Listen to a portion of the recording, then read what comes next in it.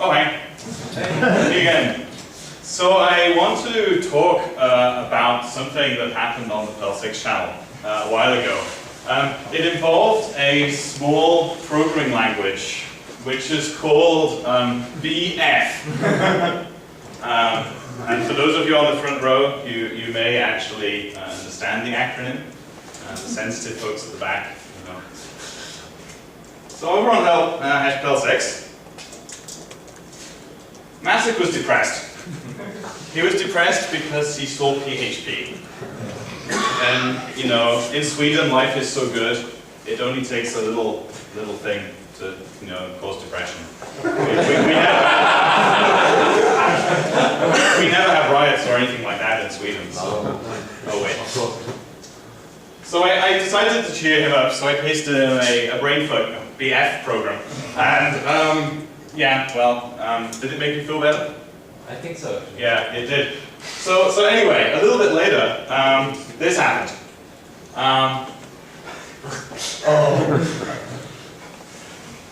So I kind of, wrote a brainfuck interpreter in enough space that we could fit it in a program to say hello world in one IRC line.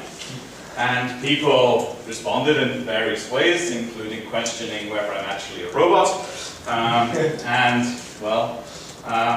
You might be wondering, or you might not be wondering, how does it work? Close your eyes. So first, let's have a quick BF tutorial. So it has 8 operators, and they do these things.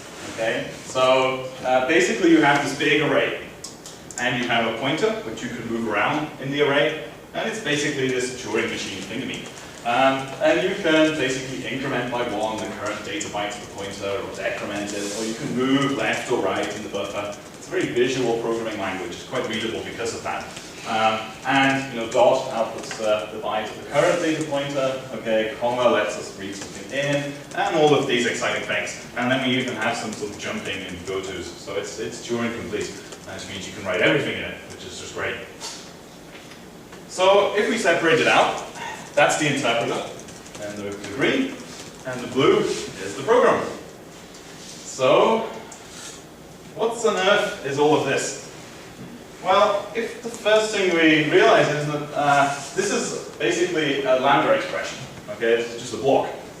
It's like a closure, and it takes some parameters. So here it's taking a parameter $C, which is the program that we need to run.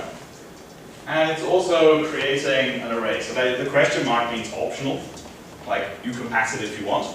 But if you can't be bothered to declare a variable, because writing my is sort of, you know, so annoying, then you can actually just put optional parameters in your signature, and that declares variables for you.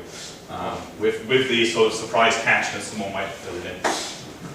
So, what next? We initialize a few magical variables. There's a pointer, which is where we are in that buffer. There's a program counter, which is where we are in the program. There's an L, which is a magical thingy for tracking what location we're jumping to. And there's at P, and I put zeros into them, and then they call comb. So comb is like the thing you do with your hat. And basically the idea is it's the opposite of split. With comb, you say what you want. Now, if you say it without an argument, it just splits it up into characters. So now we have an array of all the characters.